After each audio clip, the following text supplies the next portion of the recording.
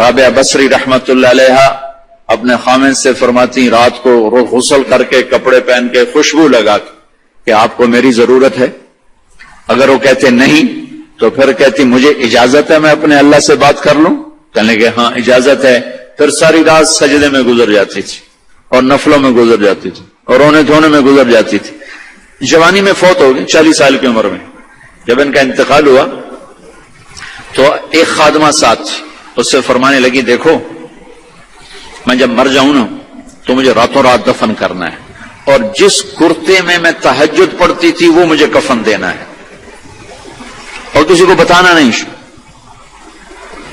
تو اگلے دن وہ خواب میں ملی اسی خادمہ کو.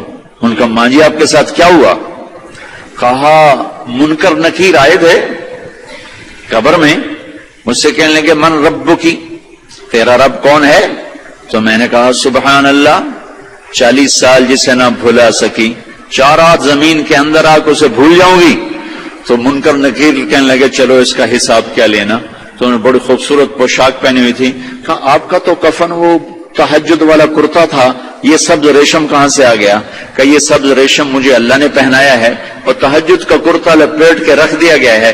قیامت کا دن میرے اعمال کے اندر اس سے بھی تولا جائے گا، میرا وہ کرتا بھی تولا جائے گا جس میں وہ تہجد پڑھا کرتی تھی. تو اگر ہم تہجد نہیں پڑھتے کم از کم فرض نماز تو ہو جائے. میرے عزیزو بڑے درد سے کہتا ہوں ہمارے 10% سے زیادہ نمازی نہیں ہے، 90% مسلمان نماز چھوڑ چکے. جب آدمی سجدے میں سر رکھتا ہے تو اللہ کی قسم تحت الثری تک زمین ٹھنڈی ہو جاتی ہے اور زمین کے دوسرے ٹکڑوں پر فخر کرتے کہ دیکھو میرے اوپر سبحان ربی اعلی کے نغمے گائے گئے ہیں اور میرے اوپر اللہ کو یاد کرنے والے کا ماتھا آ کے ٹکا ہے. میں آپ سب بچوں کی، آپ کے اساتذہ کی محنت کرتا ہوں کہ آپ کا پیشہ بڑا عالیشان پیشہ ہے. آپ تاجر نہ بنو، ڈاکٹر بنو. آپ بچیوں سے بھی کہتا ہوں اگر اللہ کل کو تمہاری چلا دے میڈیکل تو تاجر نہ بننا، ڈاکٹر بننا. مسیحا بننا، ظالم نہ بننا، پتھر دل نہ بننا کہ آنے والے کی ہائے تمہیں رولانے کے بجائے مزید پیسے بنانے کے لیے کھڑا کر دے. ایسا نہ کرنا اللہ کے واسطے. ورنہ میرا یہ دیش کبھی بھی زوال سے نہیں نکل سکتا. ہم نے ایٹمی طاقت بن کے دیکھا لیکن ذلت کے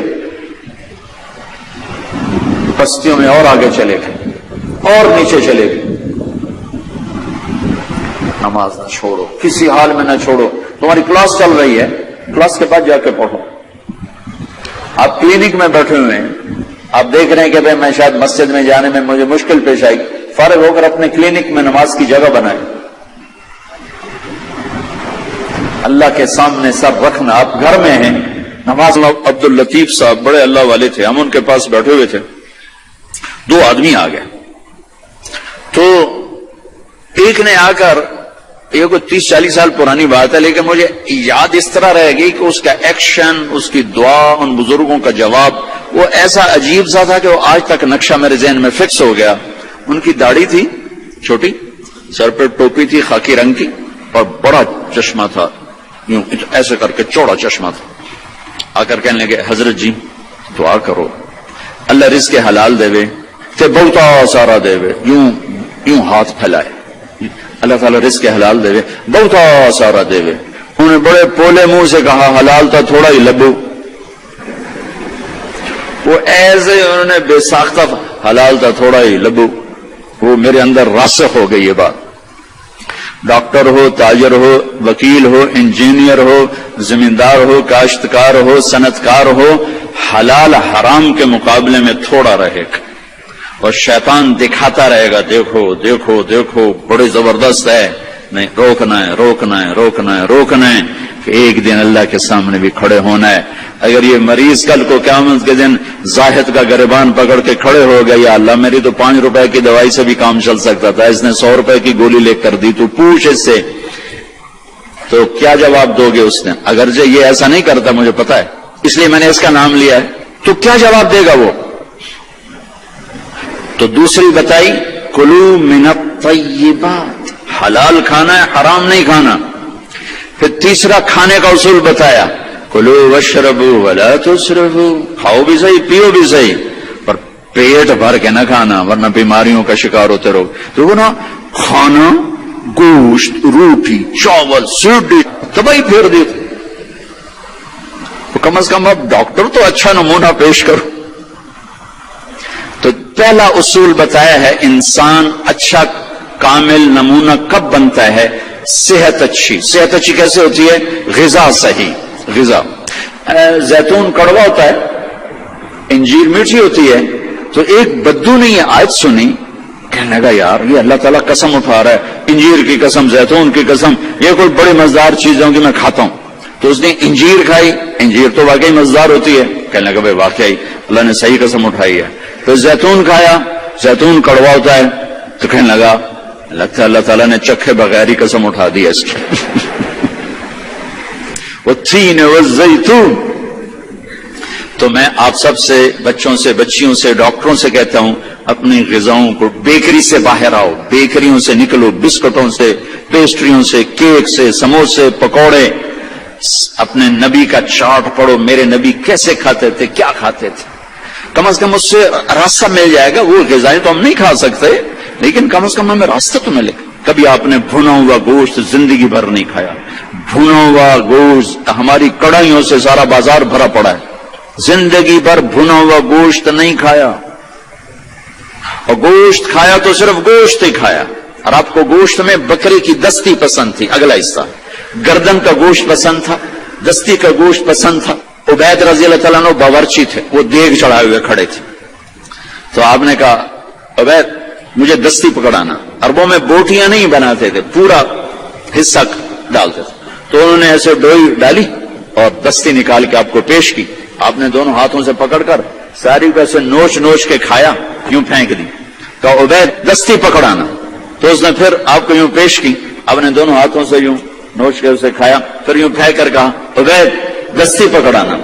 وہ کہنے کے یا رسول اللہ اب بکرے میں تو دو ہی ہوتی ہیں. اگر تیرا بھلا ہو جائے، اگر تو میرے کہنے پہ ڈوئی ڈال دیتا تو جب تک میں کہتا رہتا اللہ میرے لیے نکال کے مجھے کھلاتا رہتا. تیری بے یقینی نے کام خراب کر دیا. اب باہر نکلے، صحابہ بیٹھے تھے. آپ نے کہا کیوں بیٹھے ہو؟ کہا جی بھوک نے ستایا ہے، باہر آ گئے ہیں، سردیوں کا زمانہ. تو آپ نے حضرت علی سے فرمایا علی جاؤ یہ کھجور سے کہو اللہ کا رسول کہتا ہے ہمیں تازہ کھجوریں دو. اگر حضرت علی بھی عبید کی طرح کہہ دیتے کہ جی یا رسول اللہ کھجوریں تو سردیوں میں کوئی نہیں ہوتی، تو پھر وہیں اللہ کی مدد رک جاتی. تو علی کا مقام تو عبید سے بہت اوپر تھا. وہ ایک دم اٹھے، کہنے لگے اللہ کا رسول کہہ رہا ہے ہمیں تازہ کھجوریں چاہیے. تو شدید سردی میں درختوں کھجور کے پتوں سے تازہ ٹپ ٹپ ٹپ کھجوریں اتنی گری کہ پوری چادر بھر گئی. تو آپ نے چادر اٹھا کے لاؤ بھائی کھاؤ بھائی. آپ نے سب کو کھلایا. تو آپ کو گوشت میں دستی پسند تھی لیکن آپ گوشت کھاتے تھے، ساتھ اور کوئی چیز نہیں کھاتے. تو ایک آپ سے یہ کہ ایک مسلمان کے ذمے ہے اپنی صحت کی حفاظت کرے کہ اس سے کام لینا ہے، دنیا کا بھی، دین کا بھی، خدمت کا بھی. ایک مریض کو سکھ پہنچانا کتنی بڑی بات ہے. بیمار تھا تو نے میرا حال ہی نہ پوچھا. وہ کہے گا یا اللہ آپ تو بیمار ہو ہی نہیں سکتے. تو اللہ تعالیٰ فرمائیں گے میرا فلاں بندہ جو بیمار تھا اگر تو اس کا حال پوچھتا تو ایسا تھا جیسے تو نے میرا ہی حال پوچھا. تو جب حال پوچھنے پر یہ مقام ہے تو علاج کرنے پہ کیا ہوگا؟ کسی کو سکھ پہنچانے پہ کیا ہوگا؟ صرف حال پوچھنے پر. اور کیا کہا فلاں بندہ، یہ نہیں کہا میرا مومن بندہ، متقی بندہ، نیک عورت، اچھی عورت، فلاں بندہ بندی. کوئی ہندو، سکھ، دہری، عیسائی، مسلمان، کافر، مشرک بیمار تھا حال پوچھتے. ایک یہودی بچہ آپ کی خدمت میں آیا کرتا تھا، کچھ دن نہیں آیا. آپ نے کہا وہ بچہ کہاں ہے؟ کہا جی بیمار ہے. کہا چلو اس کا حال پوچھیں. 7 میل پیدل چل کے گئے اس کا حال پوچھنے. ہم اپنے بھائی کا حال نہیں پوچھنے جاتے؟ تو میرے عزیزو ایک چارٹ ہے اس جسم کا، اس کو وہ دینا جو اللہ اس کا رسول کہتا ہے. پھر دوسرا ہے جسم کے ساتھ روح کا. روح باقی رہتی ہے، جسم مٹی میں مل کے خاک ہو جاتا ہے، صفر ہو جاتا ہے. اس کی غذا 2 چیزیں ہیں، بطور سینین وَهَذَا الْبَلَدِ الْأَمِينِ وَطُورِ سِینِین وَهَذَا الْبَلَدِ الْأَمِينِ، اور مجھے قسم ہے طور سینین کی، یعنی جہاں تورات اتری، وَهَذَا الْبَلَدِ الْأَمِينِ، اور مجھے قسم ہے اس مکہ کے امن و امانت والے شہر کی جہاں قرآن اترا۔ تو دو جگہوں کا تعلق روح کے ساتھ ہے، ان کو بعد میں ذکر کیا ہے، ایک طور سینا جہاں پہلی کتاب تورات اتری، اور ایک مکہ جہاں آخری کتاب قرآن اترا۔ اب جیسے غذاؤں میں تو دو چیزیں ذکر کی ہیں، دونوں کی ضرورت ہے، پھل بھی کھاؤ، روٹی بھی کھاؤ، چاول بھی، ہر شے کھاؤ، اگر کوئی مرض نہیں ہر شے کھاؤ، لیکن احتیاط سے کھاؤ، پیٹ بھر کے نہ کھاؤ، کہ میرے نبی کو انتہائی ناپسند تھا یہ، ساری زندگی آپ نے ایک وقت کھانا کھایا، دو وقت کبھی نہیں کھایا، اگلے وقت میں تھا بھی تو آپ چھوڑ دیتے تھے، نہیں کھاتے تھے، اور پیٹ بھر کے کبھی نہیں کھایا ہے۔ تو دو چیزیں طور سینین اور بلد الامین، اس میں ہمیں اب ایک کی ضرورت ہے، دوسرے کی نہیں۔